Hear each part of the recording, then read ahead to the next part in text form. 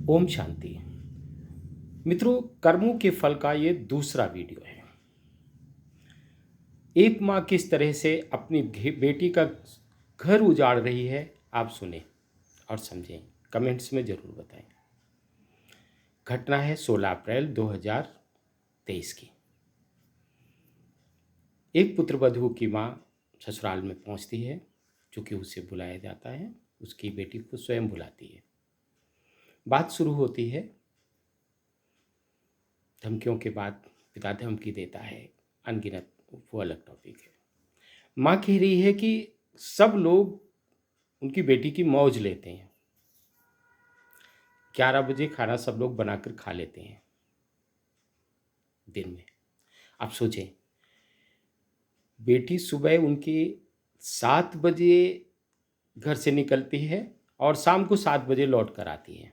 तो घर वाले खाना तो बनाएंगे ना? नहीं, क्योंकि वो तो बनाकर कभी गई नहीं 7 बजे। वैसे उसका पूरा शरीर इन्फेक्टेड है। वो नाम को बदल कर एक उसका नाम शानू नाम से, अपने इन्फेक्शन की दवाएं, मतलब बालों की समस्या, स्किन की समस्या, अनगिनत समस्याएं। तो सुबह 7 बजे जब जाती थी तो खाना उसका पति बना कर देता था, क्योंकि उस परिवार ने कैमरे लगवा रखे थे। कपड़े भी पति धोता था। आप सोचें, वो मतलब महिला कोई काम नहीं करती थी। तो मौज लेते हैं, खाना बनाकर खा लेते हैं। घर में सब लोग मेन्यू बनाकर रखते हैं। मेन्यू का मतलब सबका अलग अलग भोजन। अब वहीं लड़की कहती है कि ये घर वाले तो जीरा आलू खाते हैं और हम पसीना चुआ चुआ कर रोटी बनाते हैं। मेरा पति नामर्द है। अब सोचें, महिला प्रेग्नेंट भी है अभी कुछ महीनों की, लेकिन महिला को समझ में नहीं आ रहा क्या कह रहे हैं। मित्रों, कौन ऐसा कोई, हमें लगता है कि कोई ऐसा जरूर हो जो बताएं कि किसको खाना बनाने में या रोटी बनाने में पसीना नहीं आता। लेकिन मुझे भी ये जब शब्द मिला तो बहुत नया शब्द मिला, पसीना चुआ चुआ कर रोटी बनाते हैं।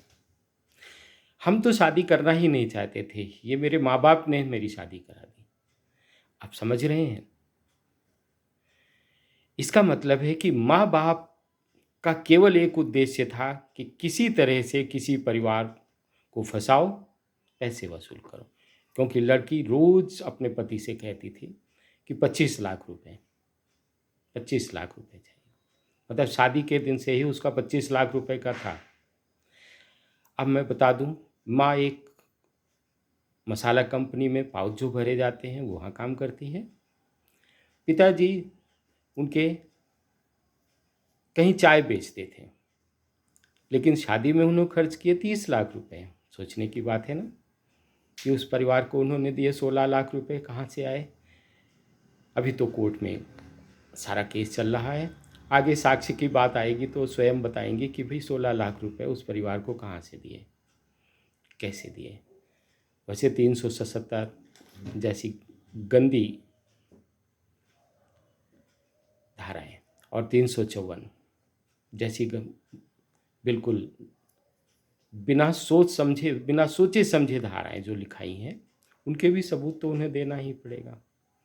तो मित्रों, ऐसे अनगिनत टॉपिक हैं जिनके अनुसार माँ सोचें किस तरह से अपनी बेटी का घर उजाड़ रही है।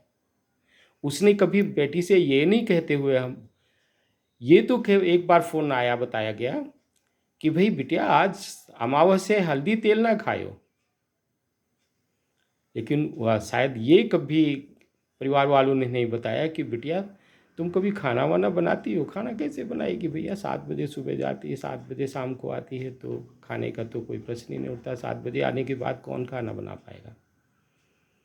खाना तो बना बनाया मिलेगा ही उसको, पति बनाएगा या घर वाले बना करके देंगे। तो मित्रों सोचें, ऐसे परिवार होते हैं। इस तरह से जितने केस चल रहे हैं, सोच लीजिए इसी तरह की माएँ हैं जिन्होंने इस तरह की परवरिश की है कि घर उजाड़ो, पैसा लूटो और मज़े से।